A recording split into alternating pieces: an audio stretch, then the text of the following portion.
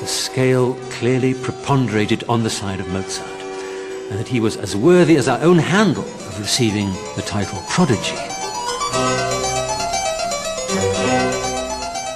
During this 3.5-year grand tour the Mozarts made, Wolfgang learnt an enormous amount.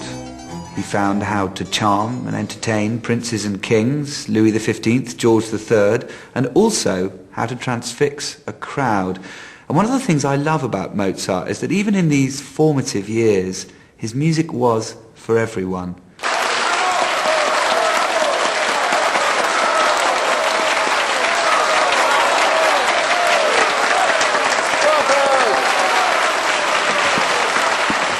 Eventually, he returned to Salzburg a much more complicated child. And Leopold wrote about this with a mixture of trepidation and defiance, as well he might. Childhood has the power to entrance. I sometimes think that Leopold was a dreamer of almost impossible dreams, in that he hoped by sheer belief alone that he could render childhood eternal.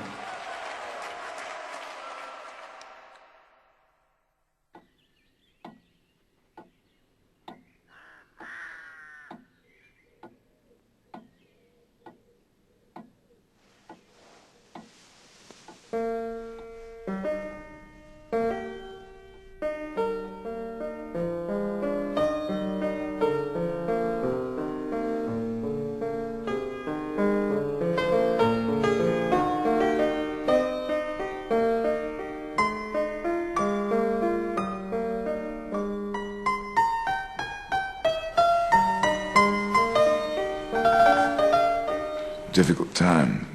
Things were not going as I'd planned.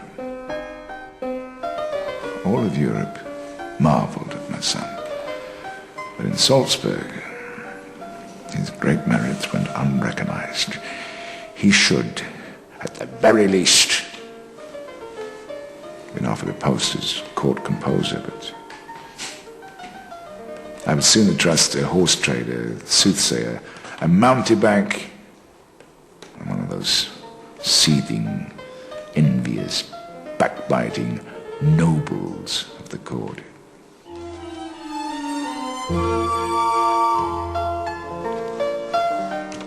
Most beloved and esteemed Signor, I beg you to tell me what you think of my humble music. We live in a world where the arts should be encouraged, so that we may enlighten one another. But in the country where I live, music must struggle even to exist.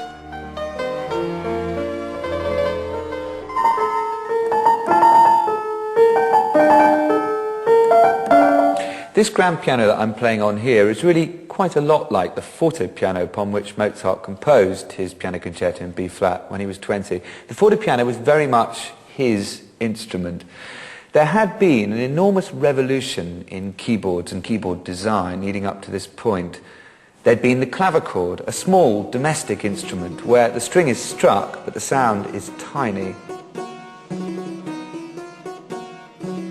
Then the harpsichord, the string is plucked but very little potential there for expressive colour.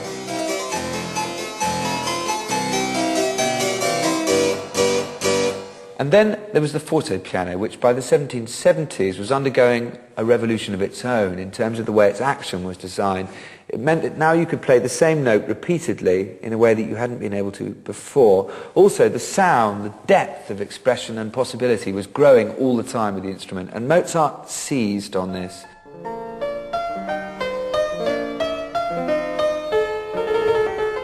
But here, in this B-flat major concerto, there is actually a sense of being hemmed in, of constriction in this music, which must have been very much how Mozart felt being stuck in Salzburg.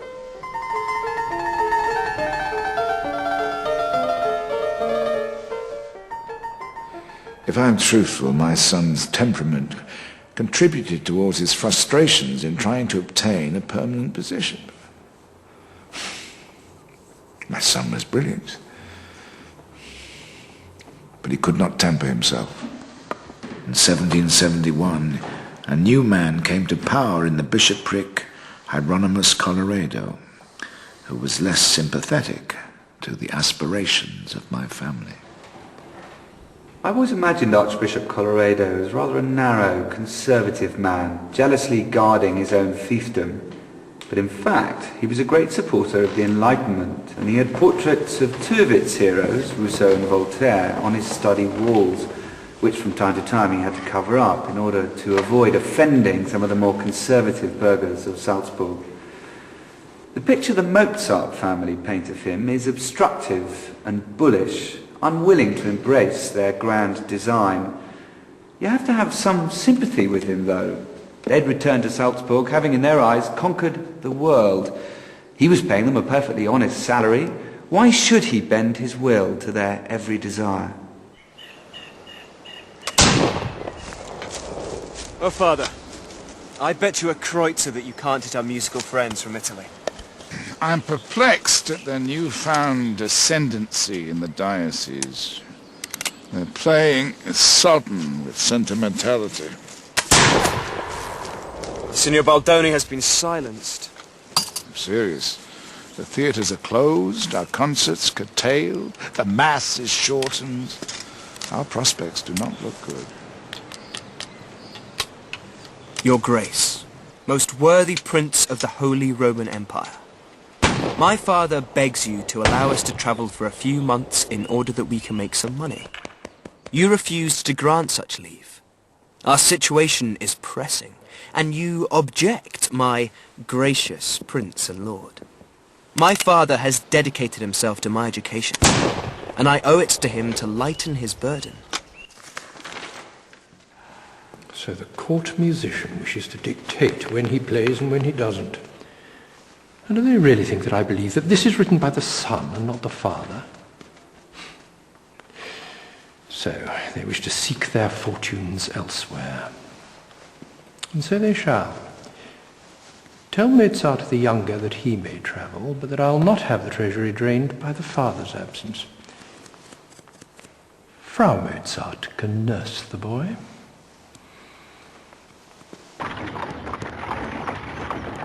Mozart's liberty was a blow to Leopold. At 21, he'd flown the nest. Frau Mozart was ordered to spy on his every move. Did I tell him to take the straight road from Salzburg to Mannheim? Yes, you did, Father. Does he know to approach Munich from the east?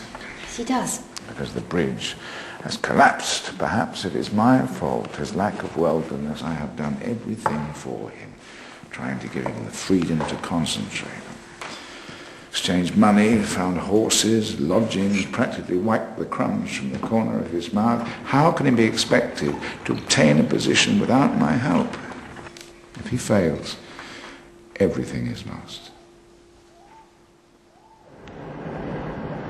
It seems as if the more distance Mozart put between himself and his father, the more he dallied and avoided employment.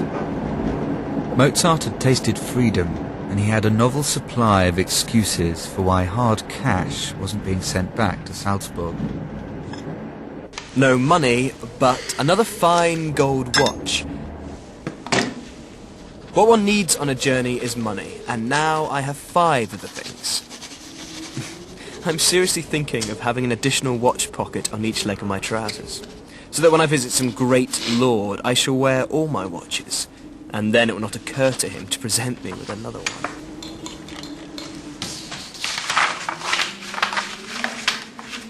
Mozart had more pleasurable distractions than begging a position. A year into his journey, he experienced a new sensation: sex. Before long, he was bedding his cousin Maria Tekla and writing her letters that were explicitly coarse. And then, on reaching Mannheim, Mozart met a 16-year-old singer and fell in love.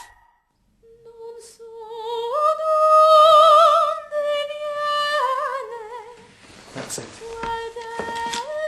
Mademoiselle Aloysia Weber sang 3 arias to me. Excellent. As far as the singing is concerned, I would wager my life that she will bring me renown. She has greatly profited from my instruction.